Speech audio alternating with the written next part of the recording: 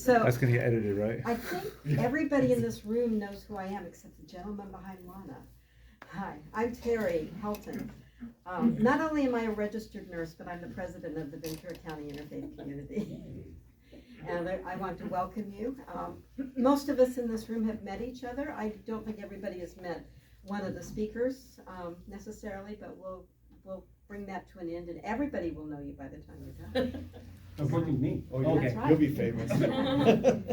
So Ventura more County famous. Interfaith Community, I just do a little saying about who we are.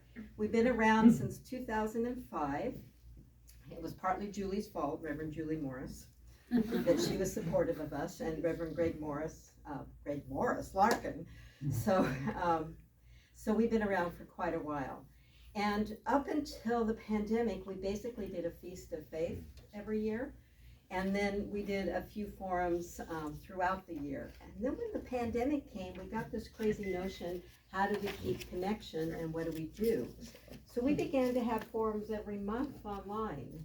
And one month we do an introduction to a faith, and the next month we do a forum on the subject and the gentleman, Rabbi Mike, is not here this evening, but he often comes up with some great ideas. And we have great ideas float from all of our different members. So saying about the Feast of Faiths, we are having one this year. It will be at Padre Sarah Catholic Church up on Upland. It will be a little earlier this year. It's September 22nd. Please take a flyer so you can remember to save the date. And we will have a wonderful halal vegetarian dinner. And we'll be talking about hope this year. We feel that that's a very important subject. And we had a different rabbi bring that idea up, and her name happens to be Lana Soloway. So before I introduce our moderator, I do want to say that in July, we will be having a Sikh speaker. And she will be coming from Orange County to speak. She does this in Orange County for the different agencies so that they have diversity. She does it for the police department and another agency. She is part of the board of the Orange County Interfaith Council, and I am really looking forward to having her speak. I know her sister personally, who happens to be a palliative care physician, and if she's anything like her sister, she will speak from her heart and she will know what she's talking about. So keep July 16th on your calendar. We are still settling on a place to do that, so look for that information. So now tonight we are here to have the second forum on faith and finances, and I am going to introduce the moderator, who happens to be Keith Salvis.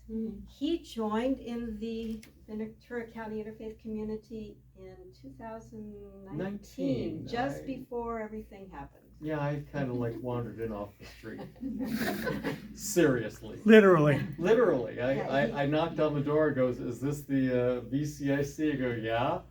How do I join? That's how it all happened. And that's how it happened. He actually came knocking at our front door. So I did. Saw Tim in his pajamas. you actually had pajamas on? Wait. Okay. TMI.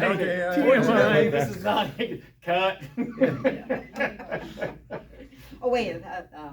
So Keith is going to be our moderator tonight.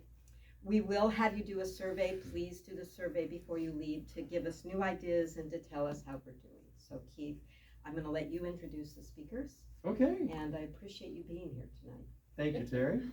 It is a pleasure to be here. Thank you. I want to thank all of you for being here tonight. Let me go straight to it. Our first speaker is a grand disciple of Bhaktivedanta Swami Prabhupada. That is Brajarani Pasi.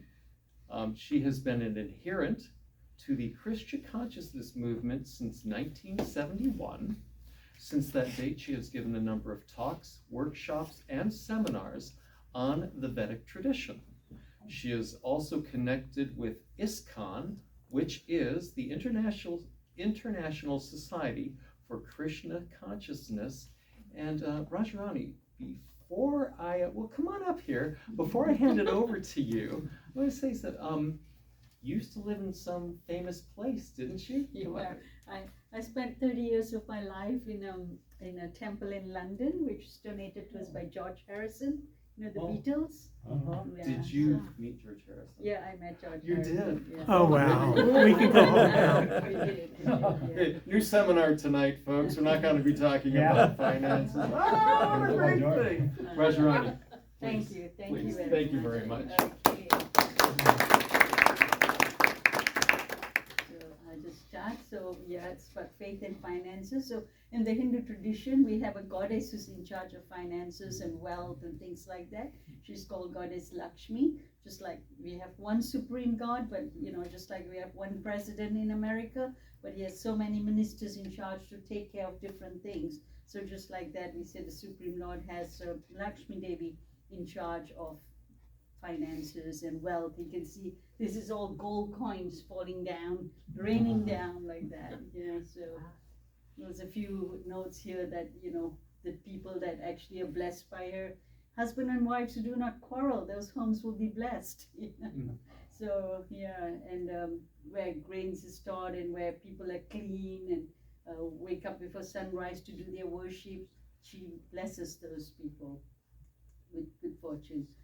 So Hindu charity is called Dan. Donations means Dan. There's different types. It is a form of cultivating generosity and good karma. There are Anadan, which is donating towards food. We are quite big in food that's offered to God. In all our daily, we cook 3 meals for hundreds of people. Or in the place like I came from in London, the temple, on a special celebration of Krishna's birthday celebration, we have 80,000 people there. And we cook a feast for 80,000 people. So you can imagine how much work, you know, and how much that requires, like, so, yeah. And then there's Vidyadan, that's knowledge, giving donation in form of knowledge. And cows are very important for Hindu tradition. We'll speak a little bit more about that. So we Googled up ChatGPT, and we asked what was the wealthiest temple in the world, and it turned out to be a Hindu temple. It's called the Padmanabhaswamy Temple in South India. Said in 21 they opened the temple vaults and they revealed like an enormous amount of wealth, talking about like $1 trillion, golds, jewels, and things like that. So sometimes, yeah, there's a lot of. It's very natural for Hindus to donate towards any godly cause and things like that. But you know, the finances are not only just given in the form of like cash or things like that. You can give her, you know, resources, your time, your labor, your expertise, you know, austerity, endorsements, so different ways. Like even in churches, I suppose people give their time and volunteer in different ways and things like that. So yeah, there are many ways that people can.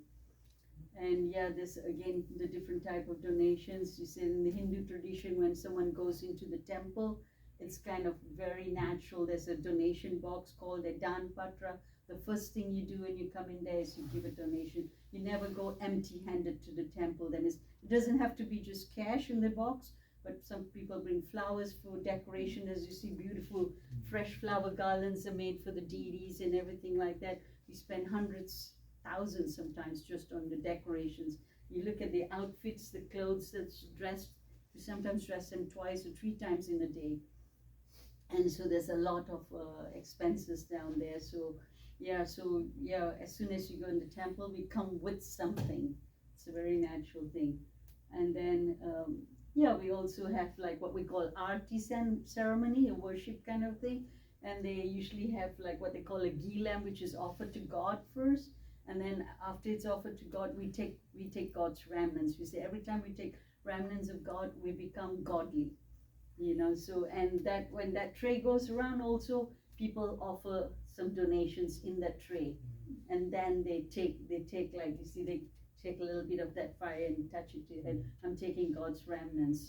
So that's another way, you know, money is donated. And the money is in our traditions called Lakshmi, by the name of the goddess who's in charge of finances. So we call Lakshmi rather than money.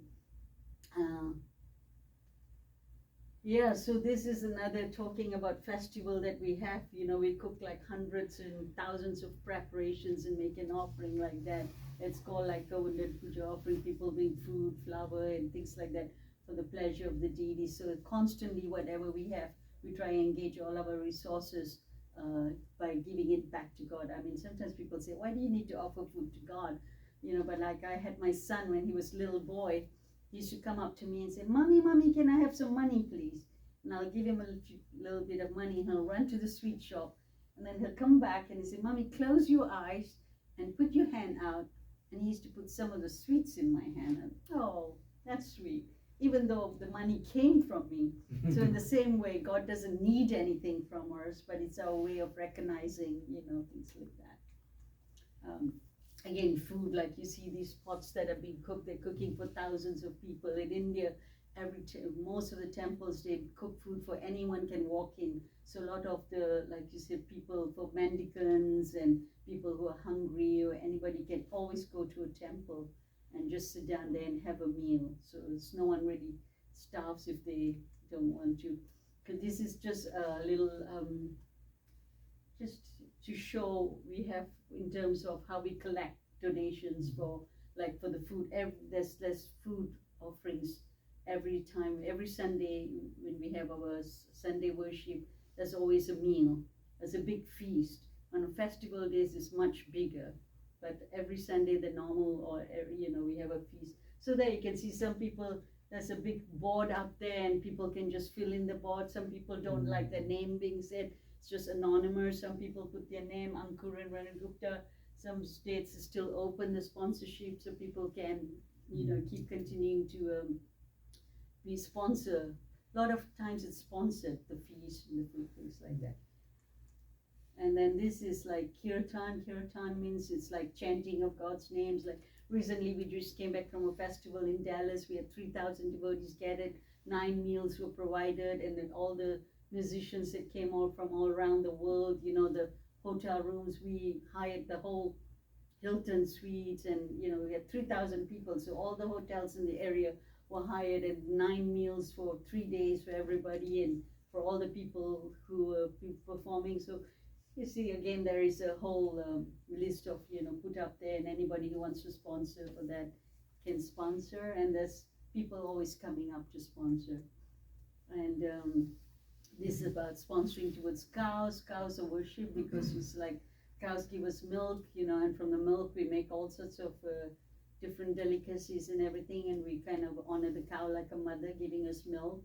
So we also take care of the cow. It's called Godan. Go means cow, Dan means cow protection, money towards protecting and looking after the cows. And then in terms of mendicant charity, or the monks or celibate monks who don't have their own homes, when they come to your house, we kind of look after them, and that's a kind of charity too. That's a way of funding the celibate monk, you know, so we take care of them and provide everything for them, food, and they in return give us spiritual knowledge or bring us closer to God. And then there's Vidyadan, which is really important. Vidyadan means giving people spiritual knowledge, or what we call transcendental knowledge, which is very important. We said it's like Vidyadan is considered, you know, the saying, they say you can either give a person a potato, or you could teach them how to grow a potato, and they can feed themselves for the rest of their life. So we say if you give them the actual knowledge, transcendental knowledge about meaning and purpose to life, and how to transcend all the sufferings and to go back to who we truly belong, so that's the greatest gift you can give someone. So that's done. People donate towards the books for those sort of things, especially we, Hinduism in general, like we, ISKCON is the like Orthodox Hinduism.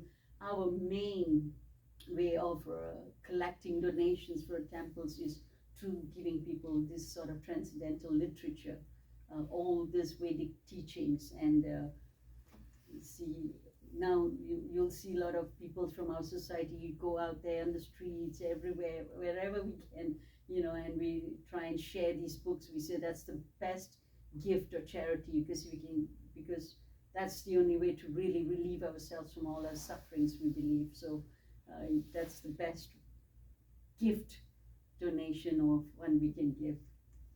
And like as you say, yeah, so for what we call BBT's Bhaktivedanta Book Trust, we have our own printing press. We started in 1966 with 1,000 books, and then it goes all the way up to distributed 13 million books.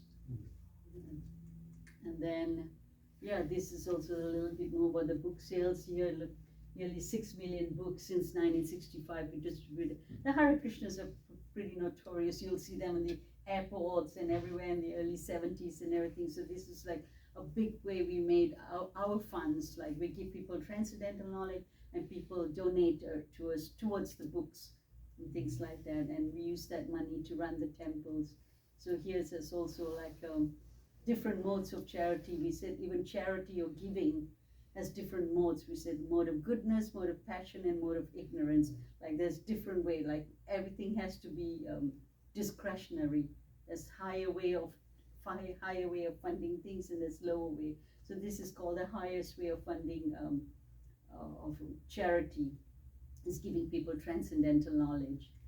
And then you have more on the mode of passion, where charity is given with an expectation in return for fruitive reasons, like what's in it for me, or to assuage guilt. It helps me feel good when I give some money to someone, or to get attention, look at me, or someone gives grudgingly, under duress, under pressure, obligation. That's considered charities in the mode of passion.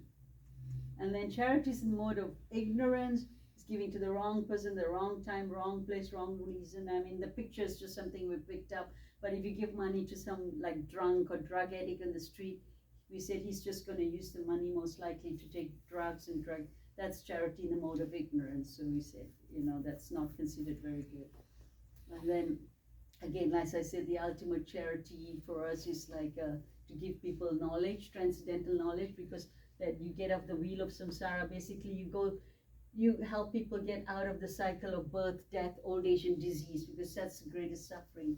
Because no matter how good a life you have, you always have disease and death coming, and we say there's miseries caused by natural disasters, adyavic miseries caused by our mind and body, which is called adhyatmic, and miseries caused by other living entities, which is called adipodic. So we all go through that in this material world. We said the only way to get out of it is, to get out of that cycle of birth and death is by just transcendental knowledge to go back.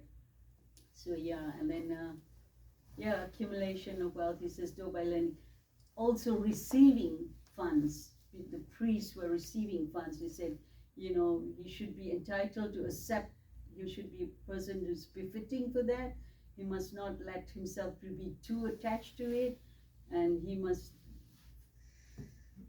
present the divine light in his. If he takes more than what's due for him, the divine light in him will be diminished.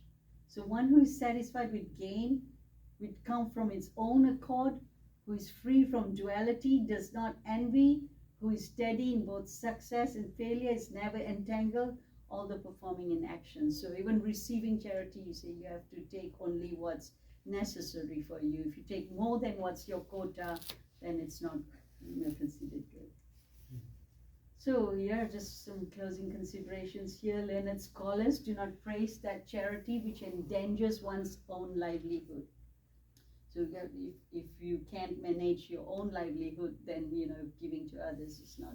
So charity, sacrifice, austerity, and fruitive activities are possible for one who is competent to earn his own livelihood properly first.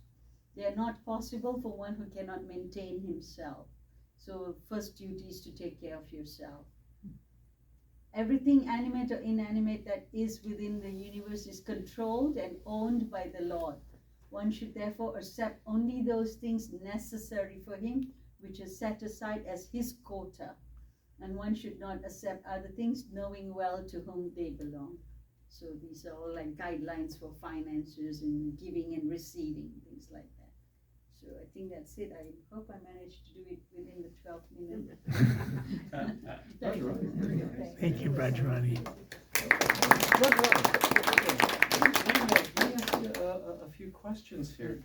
I noticed that you said there were a number of modes of giving, Yeah. kind of similar in the Christian tradition where I've heard you give of your time, your treasure, or your talent, which seems to be a lot of parallels amongst all of the different religions there. And also the giving in ignorance. So really there is a concerted effort to give knowing that it will do good, and to deliberately avoid giving where you think it might do harm. Exactly. Very, very good. I do like that. All right. Well, thank you very much for that. Thank And you. one other, when a cleric comes to your house, I forget the name, the religious, the priest, The monk. the monk, when you come, how is it regarded by the people is it an honor to have a monk? Do people go out looking for monks to take care of, or?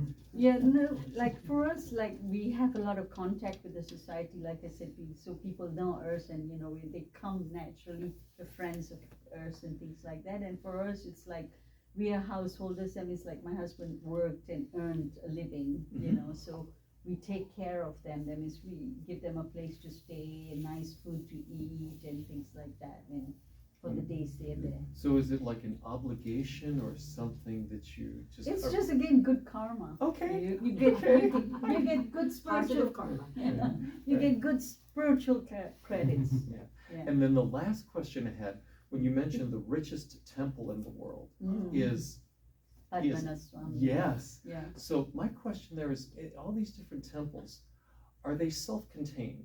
Meaning donations come in and it's all used, or is there like a bank account for the Vedic tradition, and is there organization and structure? Like, are there accountants, and is there kind of like a Wall Street structure?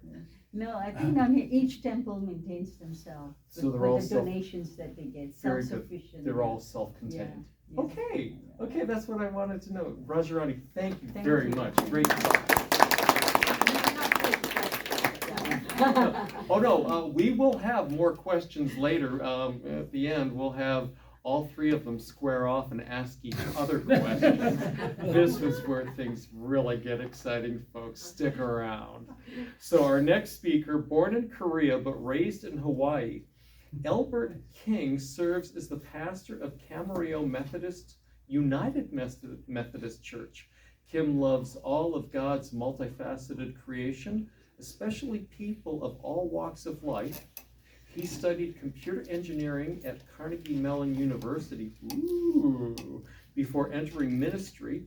He received his master's in divinity from Claremont School of Theology and his doctorate from Wesley Theological Seminary. He and his wife, Grace, have a passion for teaching and enjoy engaging with all people, young and old. Dr. Kim, please come on up. Please just call me Albert. All right, Albert. By the way, did you live in any famous place? Famous place? Camarillo. Camarillo. Such as? No. We're setting a new standard. You like George Harrison's temple. Oh. Like that. Any interesting people? Maybe, don't remember. Born in Korea and raised in Hawaii. Yes. I mean, Elvis was big in Hawaii. Yeah, a little before my time, but okay. So is Willie Nelson. Yeah. So. Okay, Yeah. getting way off track, sir. No worries. Looking forward to it. Thank you. Let me give me a few minutes while I plug in here. You want the presenter, Albert? Oh, I'm fine. You can. Yeah, can I close this, I guess? That's Thursday, shut it down. Yeah. Yeah, just shut it down. All right. And then I got you. thank you. This was so awesome. That's so awesome. Okay. Yes, I'm so happy. But when the technology works. All right. Yeah. So again, thank you for inviting me to kind of speak on faith and finance. I'm speaking from a mainline Protestant tradition. And again, when we talk about Christianity, different churches, different denominations, different churches may operate slightly differently. But for the most part, I'll be speaking from my United Methodist tradition and some of the structures that we have in place, and from that Protestant perspective. So with that, and I can be as boring as possible, we're talking about finance. It's not the most exciting topic, I guess for some. Your try brother to get from Claremont University felt the same way. Okay, I was like, yeah. So, basically when we talk about finance, basic accounting, right? We have income streams and we have expenses. So I'll kind of give you just a general overview. So in terms of the finances at our church, there's basically 4 income streams that we operate out of, right? We have congregational giving, and we have rental incomes, the utilization of the facility, we have investments, and then we have these things called campaigns, whether it be capital campaigns or special giving campaigns. And then in terms of expenses, we kind of break it into 4 different areas. The first is that missional support, and I'll go more into that in a bit, and then just the nuts and bolts of running a church, right? There's the programs, there's the basic operations, and then there's the staffing. Unfortunately, you have to have the people. So kind of breaking this down, in terms of giving in itself, in our Protestant Christian context, the basis of giving in terms of congregation giving is based upon our biblical scripture of giving through tithing, giving 10% of the income. And that's based upon the biblical foundations in Leviticus, talking about giving a tenth of the produce, a tenth of and back in those days, it was mostly agriculture based. But it is also a tradition that's set through the stories of Abraham giving 10% to Melchizedek when he visited, and as a thanksgiving offering. And then of course the story of Jacob when he was running away, and then he kind of made this deal with God, saying, "Okay, God, I'm in a bad place right now. I have no place to go. But if you take care of me, you be my God, I'll be you, and then I will give to you 10% of everything that I accumulate." And so that sense of 10% has been sort of that baseline of giving. That being said, only about 5% of congregation members really give 10% or more. And it's not like 10%, that's it, and you're good. There are some faithful folks that stretch beyond the 10, 24. I have colleagues who actually give at the end of their career the opposite, where they give 90% and live off the 10. And so it's like I said, it's basically just a standard of the 10%. However, in terms of just congregation, only about 5% of the congregation really tithe the 10%. The national average of giving is only about 2.5% of income. So there's definitely a disparity. The way we kind of look at that is we all have room to grow. And in terms of giving, the teaching that we adhere to what Jesus said in the Sermon on the Mount is, where your treasure is, there your heart is also. And we can always be attentive to, well, where am I spending my money? And that kind of lends itself to of self-reflection of, okay, are my values in the right place? But that's the congregational giving portion. And in terms of the nuts and bolts of doing a budgeting in a church, that congregation giving is kind of broken into 3 parts. There's the pledges, and the reason why this is so important is because, like any institution operations, we got to figure out, okay, what is going to be the budget for next year, right? And so most churches, most Protestant churches, do what is known as a stewardship campaign.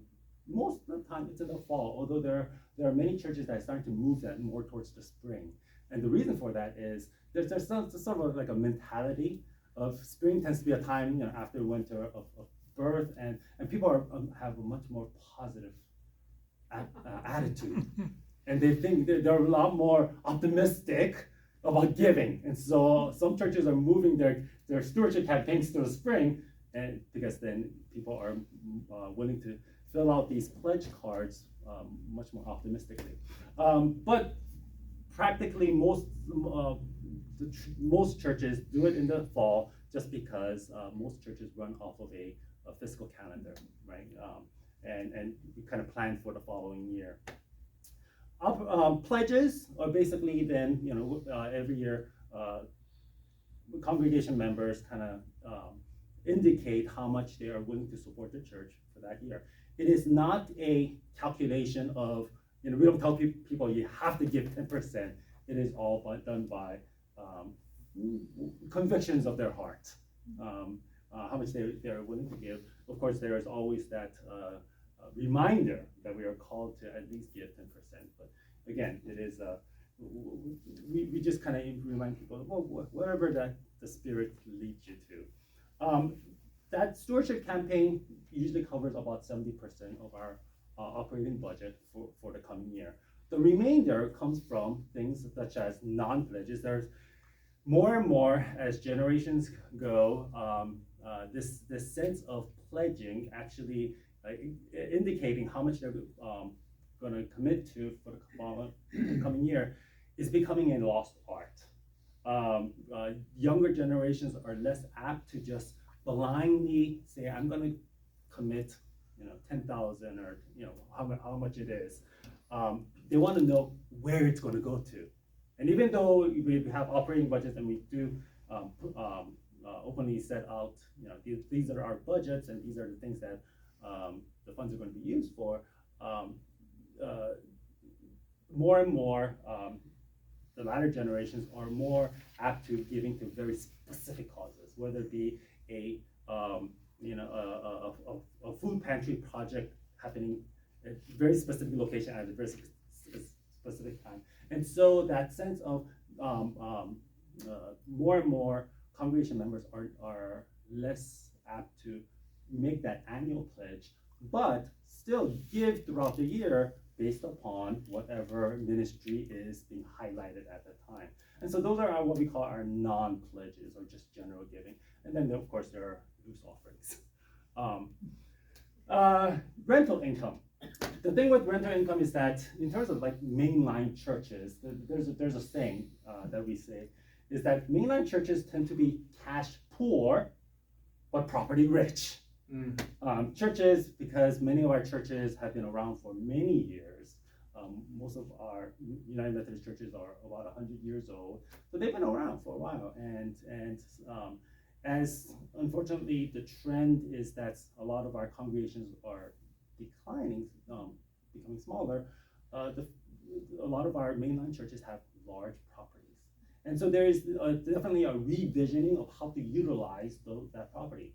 And so when it comes to missional purpose for the assets that we have, many of our churches are looking into developing affordable housing and ministry centers with that property that we have. But one of the ways we do is, of course, since we have the facilities, whether it be social halls or large assembly spaces, we do rent those spaces out for various organizations.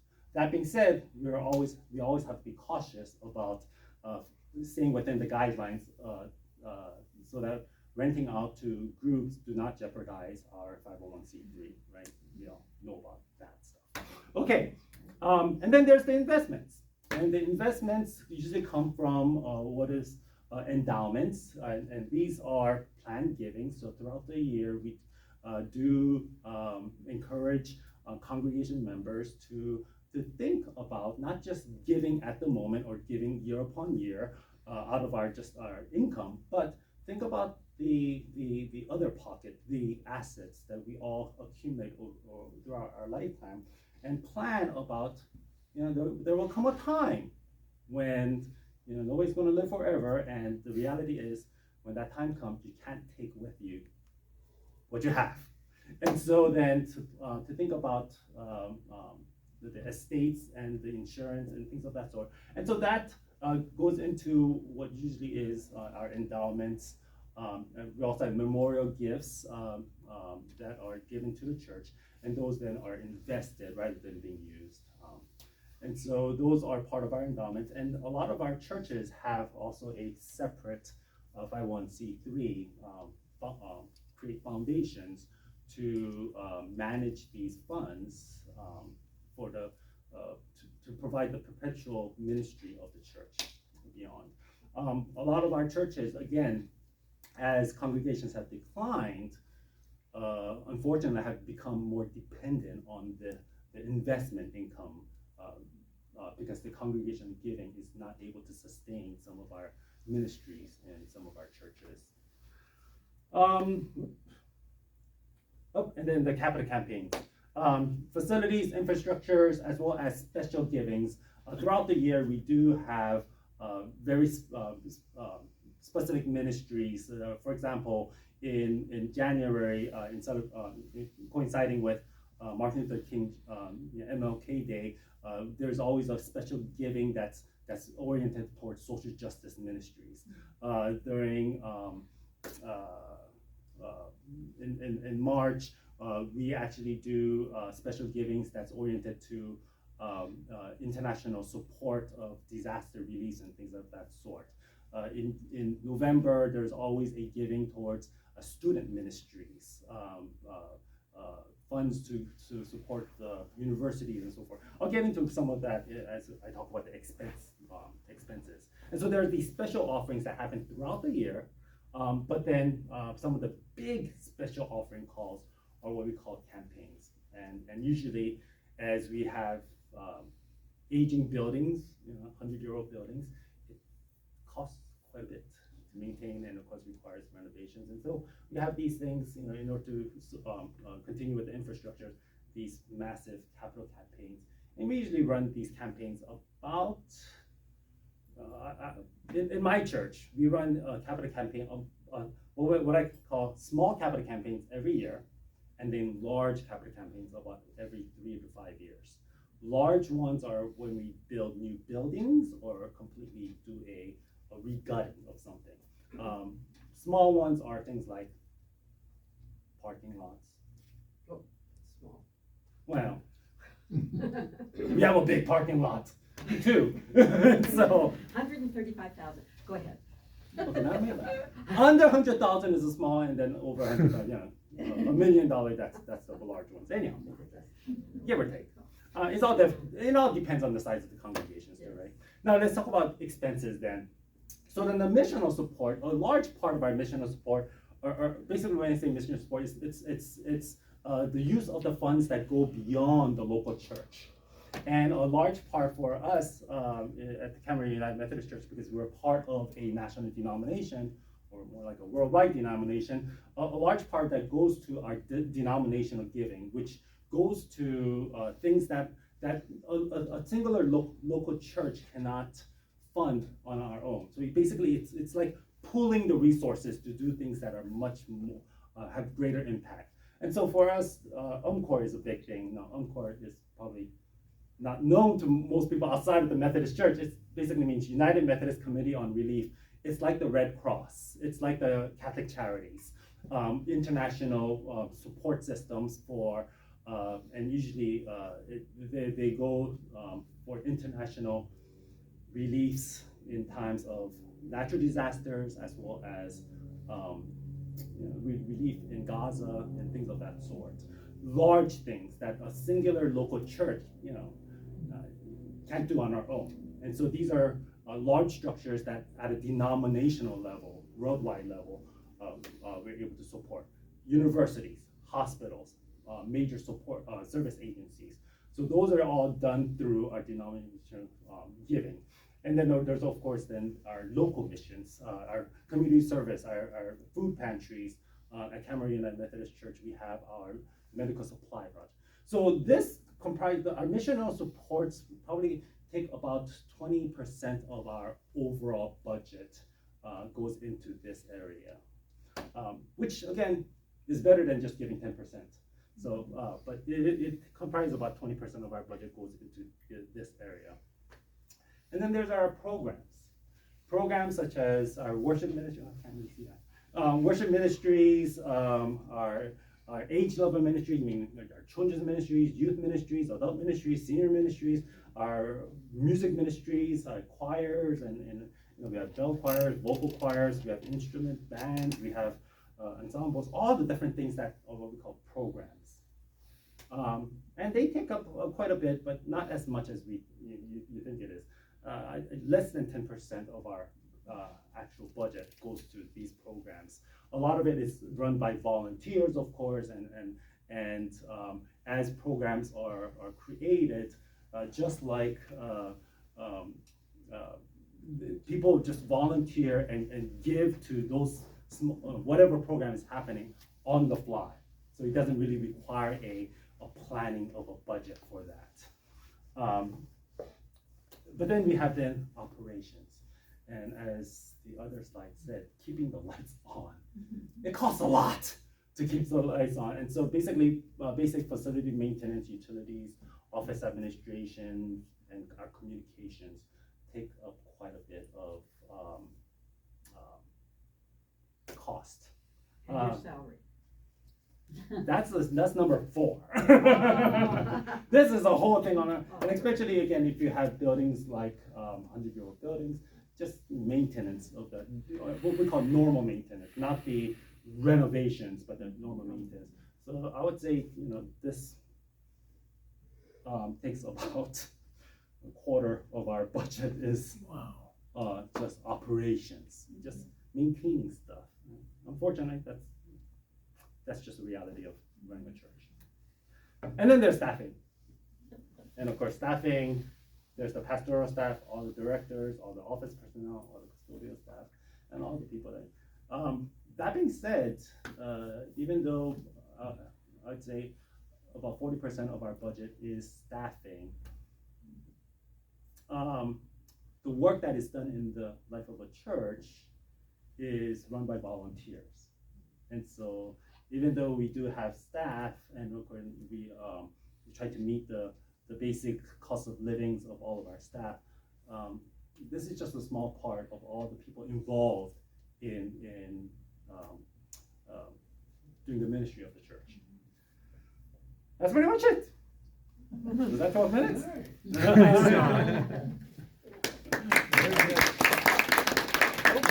Yes, thank you very much for the talk. Hey, in rentals facilities, Yes. how much is supported by, say, 12-step programs? So rental facilities for like our 12 steps, like Alcoholics Anonymous or AA, NA, NA. There's like 3 or 4 different ones. Right. So with our AA groups, it's very minimal. I mean, they give a very small portion. It's not a standard rental cost. I think it basically it's $1 per person. Yeah, rental cost. And then we have also the use of our facilities. We at our church we have a lot of our scouting program. Scouting programs too. Boy Scouts, Yes. Girl Scouts, Cub Scouts, and all those. And those are 0 rental fees. They're still considered rentals, but it's more of a ministry to them, and we actually have them fill out our leasing agreement with the big 0. So those aren't really part of the rental income. More of the rental income comes from different groups, like we have an embroidery group that comes, and we have the ancestry group. We have some of these other groups that does come in. We're getting ready to host the first 5 educational services. Okay. So those groups are much so more rentals. the church is not empty most of the time then. No, You get to, it gets a lot of use. it does, which That's then creates wear and tear, and you get back to the operation.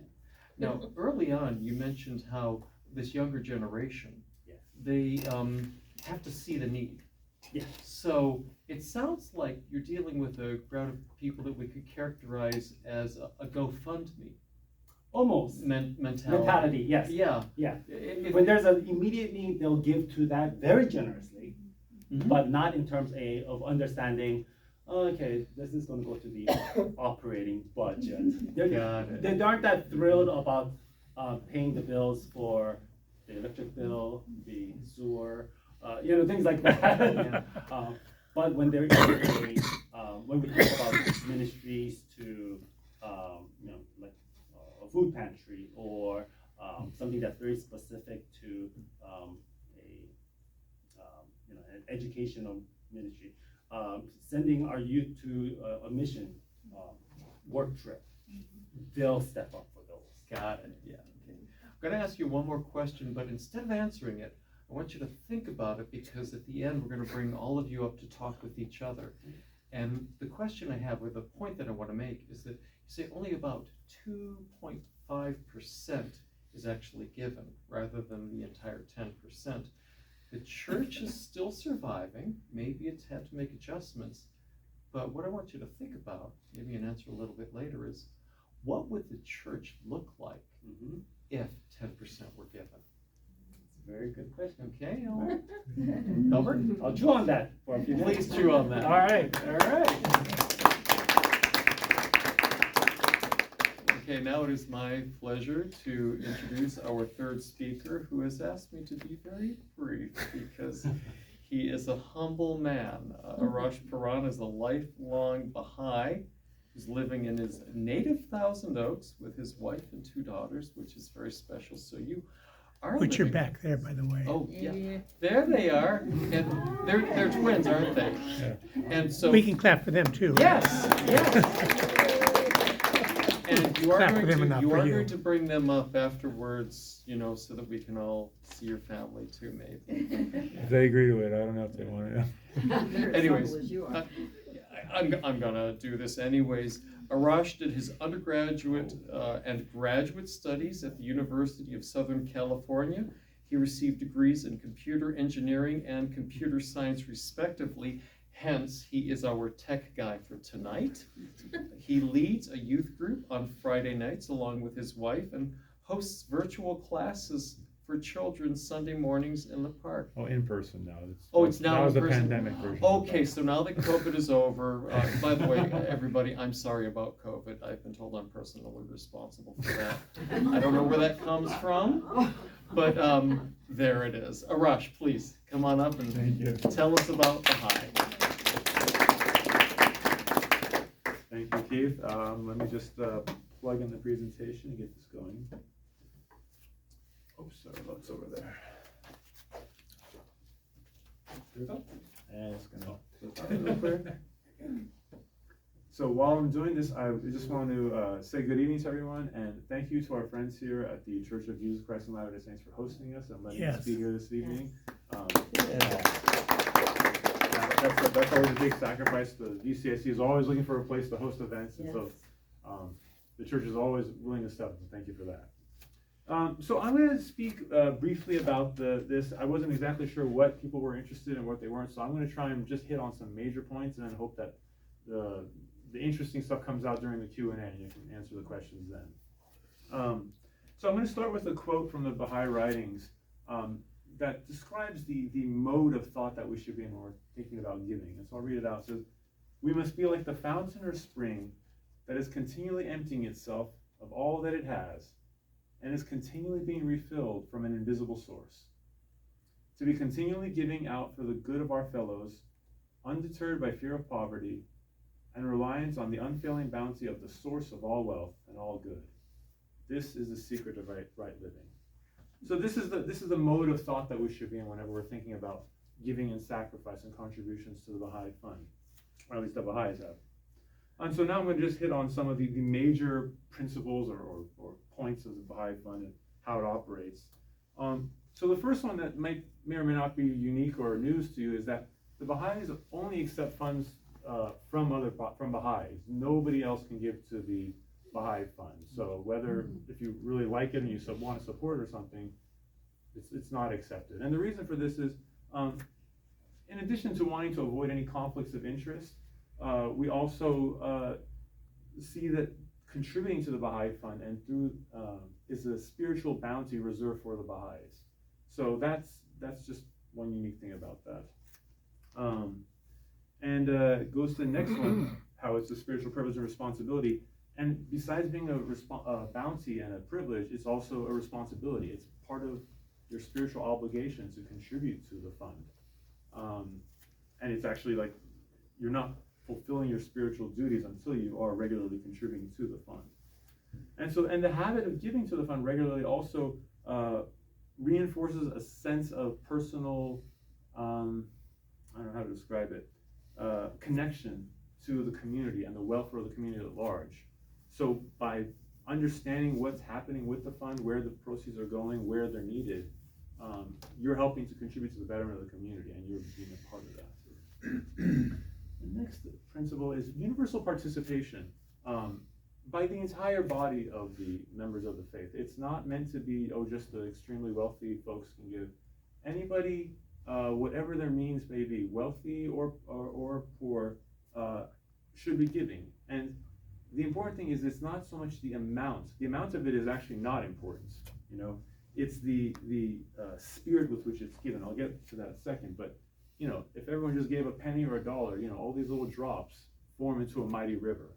So again, it's not the amount that matters, but it's the universal participation that's important. Which also takes me to the next point, though. It's the degree of sacrifice that the individual feels, the love that they have whenever they're making a contribution. Someone who's of meager means giving $1, that contribution can easily be of greater sacrifice than someone wealthy giving $10,000. So again, it comes down to that spirit of sacrifice. Are you really doing your best to live frugally, to live that coherent life where your actions, your deeds are in alignment with the lofty principles that you espouse? So, yeah. And then I guess another thing to point out is that all contributions are voluntary. You're actually not allowed to solicit for contributions in the Baha'i faith. So we never ask for any contributions. It's an individual's responsibility to fulfill their duty to give to the fund, to the Baha'i fund. And we'll talk about the different funds there are, but it's an individual thing. At most, what can be done is that the institutions of the faith can make general appeals, and I think to the members of the body to contribute. That's about the extent of it. I mean, the way that members find out about what to give to is by being actively involved in the community and knowing the needs of the cause, so that they can give when necessary. And most people actually just give regularly. Every month they're giving, every week or whatever the schedule is. Most people just give very regularly. Every now and then we have fundraisers to raise a large amount of money or something, but typically people are just giving regularly. The majority of the funds just come in at a regular schedule. And then another thing, I should have made this bigger. I'm sorry, I didn't realize. But contributions are confidential. Nobody knows how much anyone is giving. The contributions are between you and God. They're never announced. You can't sponsor anything or donate or something and get your name placed anywhere. The contributions, you can't buy a seat anywhere. The contributions are all just between you and God, and the treasurer will see it because they have to be the one that processes and gives you the receipt. But yeah, and of course everything is audited every year, and the institution that oversees the fund is always checking the books every month and stuff. So these are kind of the principles about the Baha'i Fund. Now we'll just talk about the different levels of the fund that we have. So we actually have 4 broad categories of funds in the Baha'i faith. So we have the International Baha'i Fund, which, as you imagine, is the international one for the Baha'i world. The Continental one, which we have multiple ones for different continents. National, which is for nations, and a local one. So Thousand Oaks would have one, Moore Park, Camarillo, Oxnard. These are all local communities, and every jurisdiction, like legal jurisdiction, has a Baha'i community, and they have their own fund. And so each of these levels of fund that you see here are accompanied by an institution. So the International Fund is administered at the World Center of the Baha'i Faith, actually it's in Haifa, Israel, and it's administered by the Universal House of Justice, which is our world's, which is like the focal point of our faith we return to for guidance, and they administer that. The Continental Funds are administered by what we call the boards of counselors, and they are appointed by the Universal House of Justice. And if I'm getting into the weeds here, I'm sorry, but you know, I just want to be complete. And then at the national level, we have national spiritual assemblies, which we elect from our local level every year to serve at the national level for each country. And we have local assemblies as well, which every year we also vote to elect 9 members. So these each have 9 members, 9 members, 9 members. The number at the continental level vary, but they're appointed. So every year these people are elected at the local and national level, and these 9 members are in charge of the fund along with the treasurer that they elect to manage and handle the bookkeeping. And so yeah, I think that's the major points I wanted. Oh, and then of course, so what do we spend the money on? Just play. Yeah. So we spend on a lot of the same things that Albert said, and a lot of same things that Rajrani said about, you know, books and study materials, maintenance and construction of the holy site, and operation of the holy sites and temples all around the world. You know, we may not have something here, but we always contribute money up to these national, continental, and international funds to do these bigger projects. So a lot of socioeconomic development around the world, disaster relief, supporting schools, whatever charitable works that might be happening. If some community doesn't have money for books, well, the money will come from, like, for example, Thousand Oaks is kind of a reservoir community for neighboring communities around it. So whenever neighboring communities need help, Thousand Oaks steps in. That's just a local bit of trivia. But there are lots of little reservoir communities all around that do this, and we all support nationally and internationally as well. Support for children's classes, youth groups, you'd call them ministries typically in Christian parlance. Burial of community members who could not afford it. So making sure that everyone has a dignified burial. Supporting the pilgrimage operation. So whenever Baha'is go on pilgrimage to Haifa, that's free. That's not something they pay for. And actually, that kind of brings me to my other point. Pretty much everything in the Baha'i faith is free. If you need to be married, if you need someone to help with your burial, there's no baptisms or anything like that, but it's all free. Nothing is ever charged for. And one of the things we don't spend money on is actually staff. These members that are elected to all these assemblies do not get paid. There's no money given to anybody, so everything is volunteer. Now, if we hire an accountant to review our books or something, we pay the accountant, or if we have someone answering phones because we have a large community, we need that, then we could pay that, but even then, it's a lot of volunteers. But we have no staffing to pay for. And I think that's it. I think I got in under the 12 minutes. But yeah, so thank you very much. Again, thanks for hosting us here, and yeah, I'll leave it to the questions. All right. Very good. Very interesting. So only Baha'i can give to Baha'i. Yeah, only Baha'is can contribute to the fund, yeah. And couple that with you don't solicit. Yes, that's correct. So it's really difficult from the outside perspective to really measure. I mean, you know, to get a beat on like with Albert about 10% giving, but only 2.5% of people actually give.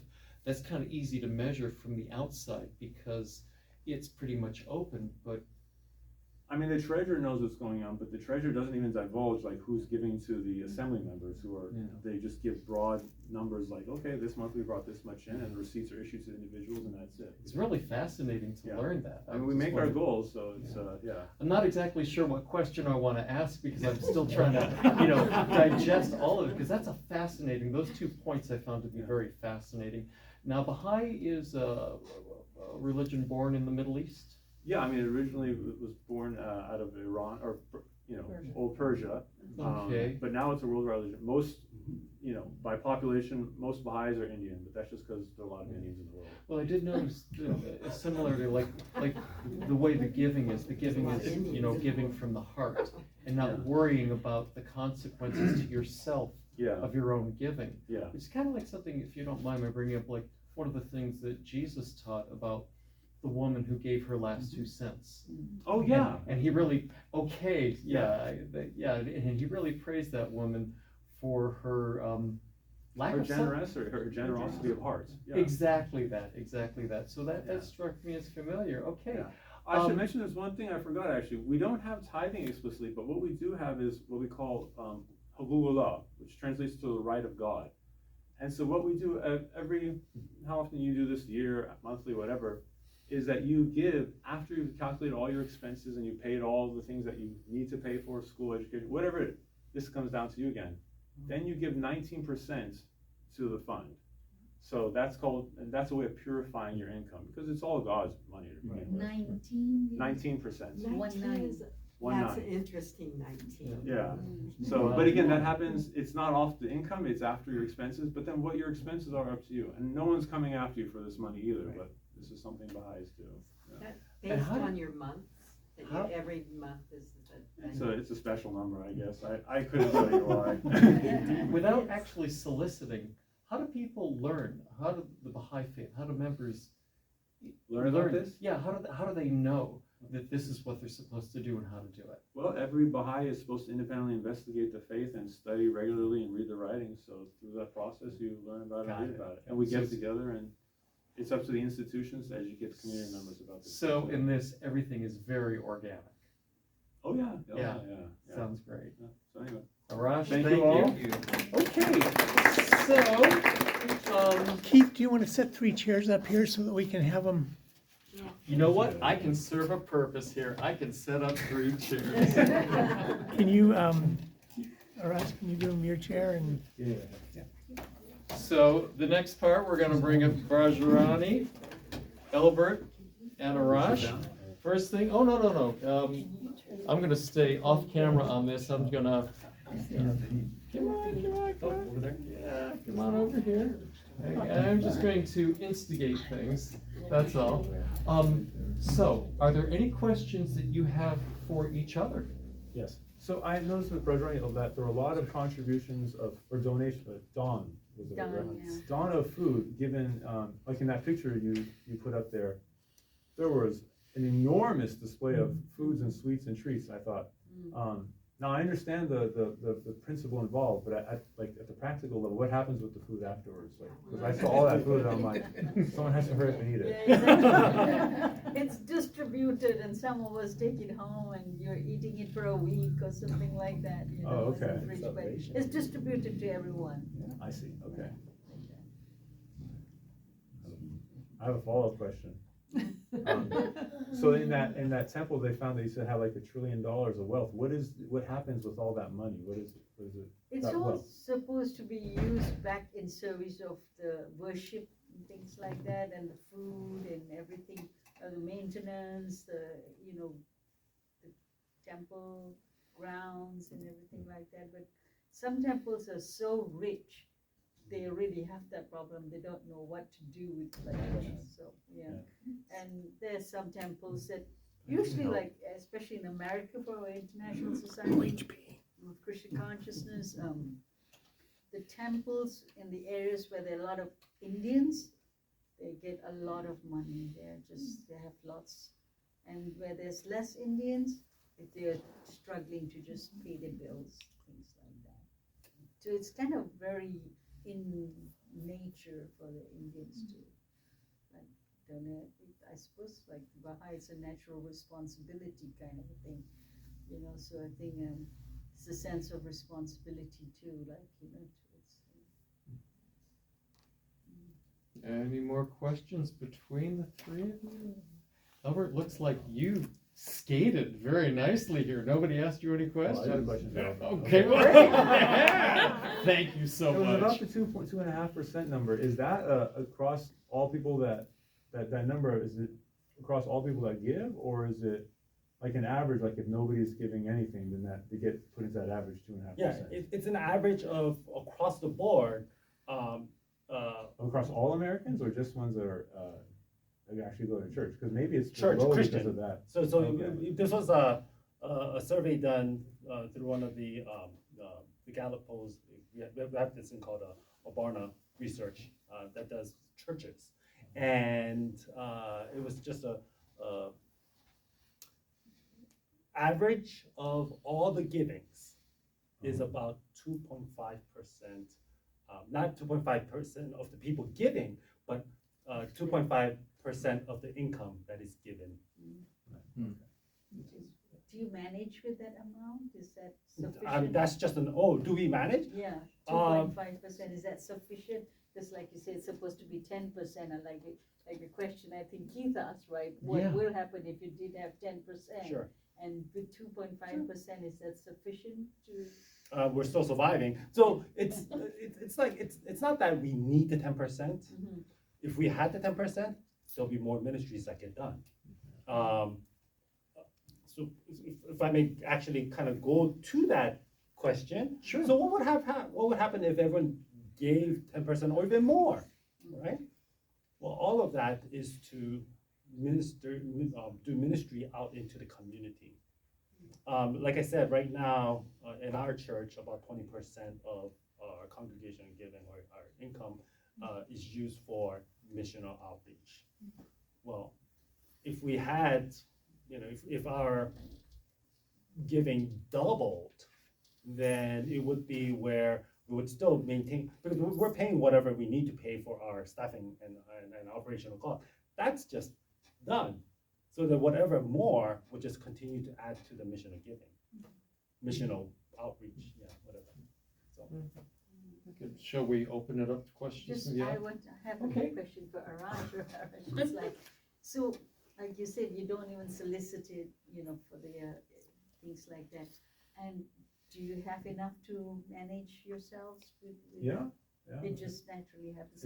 People step up and Everyone seems to be taking the responsibility like that. Yeah. Wow, that's inspiring, and I really like how you say everything has to come very much from your heart, like. Yeah, it's sacrifice, yeah. And so, I mean, I'm trying to figure out how many, like, percentage of Baha'i people do we have, like, percentage, like, just Like in the world? nationally, or in the world, or in US, and. I mean, I've seen estimates in 6 million, 10 million, somewhere in that number around the world, but we don't really keep track. You guys need to speak up so they can hear. Oh, sorry, yeah, so I've seen estimates of 6 million to 10 million people, but as the Baha'i world doesn't really keep track of it, the Baha'i World Center doesn't track that number. Those are third-party estimates I've seen. Yeah. Okay, hey, before I open it up, Albert, I wanted to mention something. When you said Gallup polls, Yes. that was the point that I was making with the Baha'i, and I'm glad that you said that, because the way the Christian church is structured, it makes it very open, and Gallup polls can very easily gather that kind of information. Whereas with the Baha'i, it seemed it would be much more difficult because it isn't so open to that kind of examination from the public. Yeah, that's Which right, is- yeah. But I like the way the Baha'i do things. No, I'm really impressed. I've got a lot to take in. I've been wanting to learn more about your faith for a long time, and I'm glad I'm here Then you tonight. came to the right talk tonight. I surely did. And look, I'm moderating too. If there are questions from the audience, I'd like to ask a favor. Would you like to come up to be on the camera? And if you don't want to be on the camera, could you at least come up this far? The reason why is that we won't be able to hear your question on the camera if you ask from the back. Are there any questions? Shall I pick somebody? Dr. Helton. Sure, and you need to slide this way a little bit so we can see Braj Ronnie. Very good. Braj Ronnie, Jane's, the number 108 comes up a lot in monetary giving. I noticed you had 501 for a lot of them. Are there special numbers in Hindu giving? Yeah, that's considered like an odd number. That means it means like you're always giving. There's always like not complete. Like 108 turns out if you put it together, it's 9. Number 9 is considered very auspicious for Hindus like that. And 501, like it's not 500.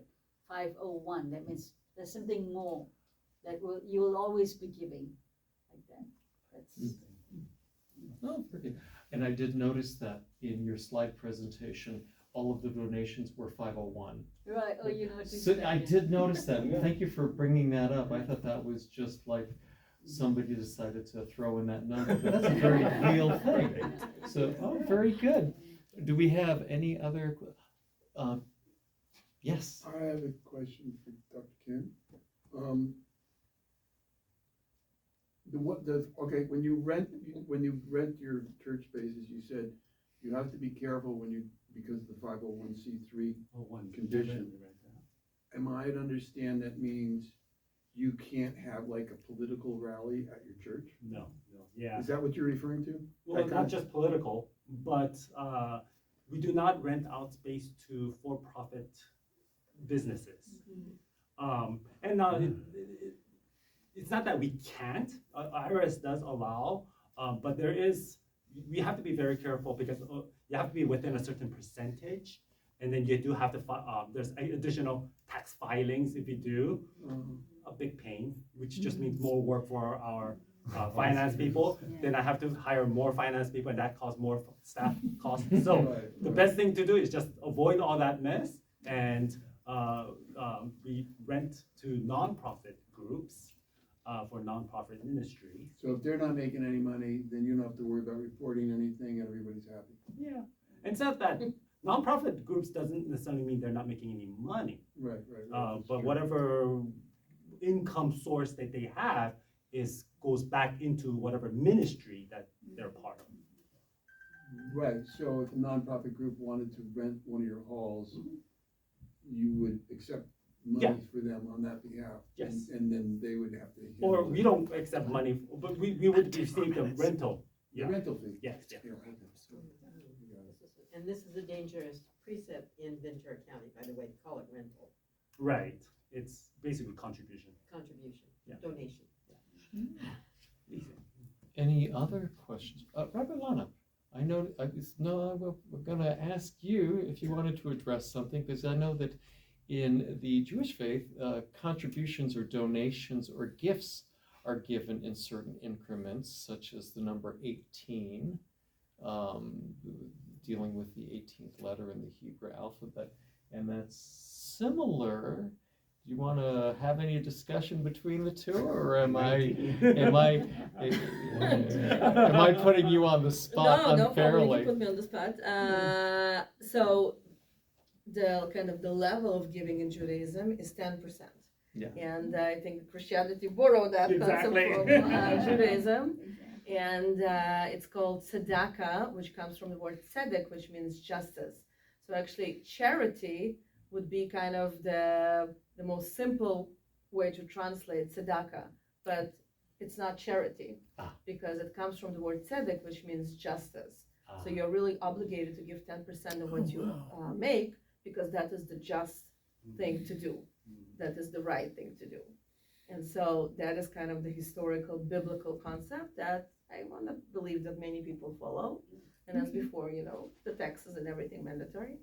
As for number 18, it is actually, I must say, a very Jewish American thing, which is really interesting, not necessarily spread out in the world. And so 18 is meaningful. So in Judaism, or in the Hebrew alphabet, I should say, we have 22 letters, and every single letter has a number to it. And there's a beautiful kind of science philosophy around that. It's called gematria. What happens when you convert the letters into numbers, and it's like a whole thing. Maybe one day we'll talk about that. But anyway, the word chai in Hebrew means life. And it's two letters, chet and yud. And if you take numbers that go with these two letters, then the number that comes up out of that is the number 18. So 18 represents life. And in American Judaism, it's became kind of a thing that if you want to make a gift, whether it's for somebody's birthday or wedding, or if it's for contribution to some sort, then you either give 18 or you give multiplications of 18. So it can be 36 or 54 or 180 or 360 or 1800 or 3600, and then it depends on the level of what you can give. But that's kind of it's the source of life that keeps on giving according to your ability. So I really appreciate you taking the time to answer that. So the similarities that I saw between the Jewish religion and the Vedic tradition is just something that I saw on the surface. But I think the number 9 that was mentioned is definitely in common between the Baha'i and Yeah, 108. Like even like we have what we call like rosary beads, like the Christian people have. We have what we call mala, where we chant God names. That's 108 too. It's an auspicious number for us. Like we said, there's 108 main associates of God too. So 108 has a very significant, meaning to it. So what's the significance of 19? I mean, I'm sure there's some sort of spiritual significance. It's beyond my ken. There is. I don't know. Can I answer? If you don't, Sure, just sure. just because I Yeah. spend a lot of time with the Baha'is in Israel. So 19 is actually very similar to the gematria piece. So it's in Arabic language and Farsi language, they're also the same equivalent of the numbers and the letters. And the founder of the religion was Baha'u'llah, the enlightened one or the light.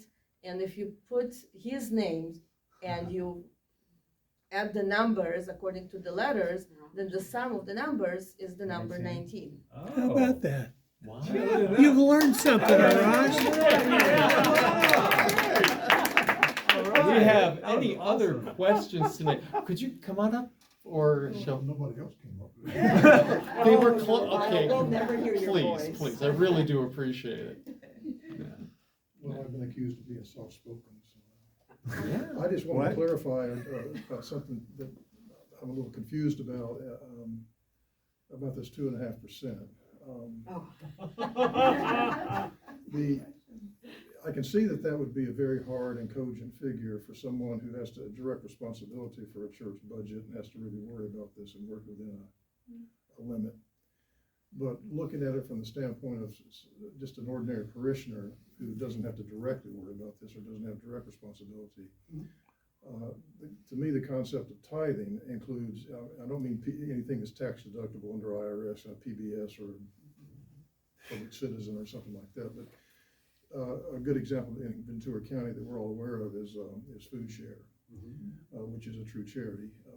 And so we try to give to that in the spirit of Christian giving. I mean, we see the people in the fields, if they can feed us, we can help to feed them. But this may mean that the 2.5% is a little misleading because people who do want to give or who do want to tithe or conform to the spirit of tithing may be giving in other ways that would yield a higher number. So Yes, but the 2.5 was actually a statistic of all giving, not just the church. So So this is- national average of charitable giving is about 2. This is the people who do give or everybody? Yes, everybody. Just people who give. Everybody. So it's just 2.5%. Ah. Okay. That's fascinating. Okay, so actually that means that that probably the giving to actual religious organizations, to churches and parishes is less than 2.5%. Yes and no. It's sort of this very similar because again, if you're talking about they run this statistics for generations or decades, and there's definitely been less declining giving to or put it the percentage of the population that gives to religious institutions have decreased. But at the same time, those who give to the religious institution still give at a higher rate. But overall, all of charitable giving across, and this is only in the United States, is averaged around 2.5%. Okay. So that's a difference. Yeah, so what that just says is, and it's more of a cultural thing, not necessarily a religious institutional thing, that our American culture in terms of its, just our charitable giving, it's nowhere near the 10% or the 19 or the 100. Yeah. It just means we have Any more room to questions? grow. That's fascinating. One more. This or Arash. Okay, so if you won't accept charity from somebody unless they're already within the Baha'i faith. It's not charity, it's contributions, yeah. Okay, I'm not sure what the difference is, but, when are they considered part of, what do they have to do to get to the point where you'll then accept charity from them? If they have a sincere belief in Baha'u'llah, and they believe that Baha'u'llah is the messenger for this day and age, then they are Baha'i, yeah. If they're So, I mean, it's not like they've come to your congregation, and I would like to suggest maybe someday we go to see one of their congregational things. I'd be really curious to see how that goes. But it's not like they have to come on a regular basis and demonstrate they're really concerned, you know. If a stranger just walks in and says, hey, I heard about it last Friday night at a bar and I just want to learn more about it, can I give you a donation? What would happen then? That doesn't seem terribly sincere, but. Or terribly likely. But I think it's a case by case basis. When Yeah, you see okay. someone who's sincerely in love with God, Okay. you know it, yeah. Right. No one's struggling to give us money because they. And one clarification, I was under the impression the Barnes research that you're referring to, which I think is down on the other side of LA, was strictly related to, I may be completely wrong about this, they're monitoring, measuring statistics within the Christian tradition, regardless of denomination. Yes. But you're suggesting, no, it's all kinds of donations, so when the atheists are donating to have their own little party and let's wreck all the churches and do our thing, and they're donating that, is that Barnes researching that too? They do. They research across the board. They specifically do the research for the Christian communities. Right, that seems to be. But they do compare it with whatever that data is. So you can general. get a sense of where you stand in Yeah. terms of the whole picture. Okay, Exactly. all right, that's fair enough. And that 2.5 is, Barna came up, was one of the sources, but it's also from another Pew? polling. Is it Pew Research? Yeah, and my recollection, it actually came from an IRS statistics. We can count on them. So it's probably 2%, right? So, Well, that's right. Even though you're a church and you're tax exempt, you still have to report your income to the IRS, don't you? Baha'i? It has to report your income? We report our income to the national organization, Uh-huh. so everything's super organized, and Yeah. they handle reporting everything to, Yep. because if every community had to deal with the IRS, that would be, that's hard. Got it. So your local community is not a license, a tax ID of 501c3? We are under the umbrella of our national organization, the National That's Bahá'í. interesting. and so is the Methodist Church. Yeah.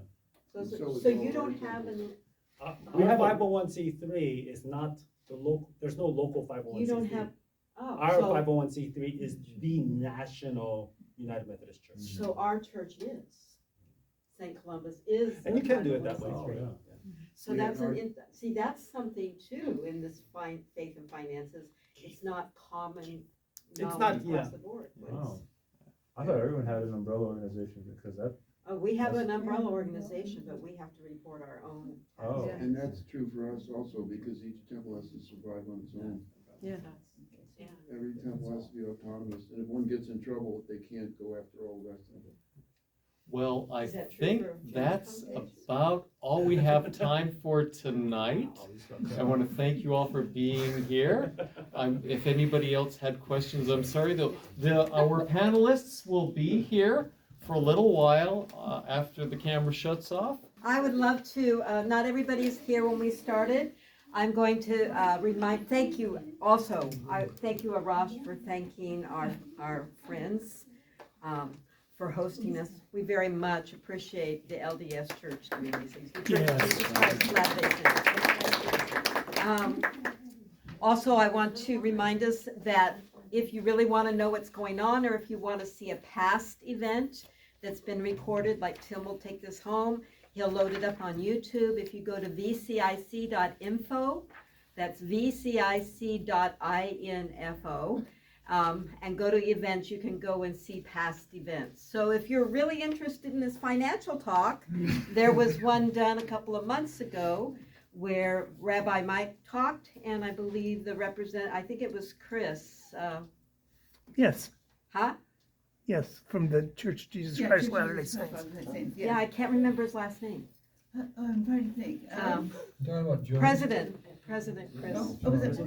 No, it wasn't President Michelle. I think it was President, okay. Chris who? Wasn't Lithgow, no, it It was wasn't Lithgow. Hispanic fellow. Oh, okay, so you can go back and Bramwell, I see think. the first Was it one, Bramwell? Jim because as Bramwell? I'm sitting here and Maybe it was Jim Bramwell. it's interesting to remember what they said in relations to faith and finances. Yeah. Or you can go back to a long time ago when Deary Rosh and we were doing the Zoom, we actually did a concert online. That was really fun. It was a lot of fun. So those are things to do, but it's also where you can see future events coming up.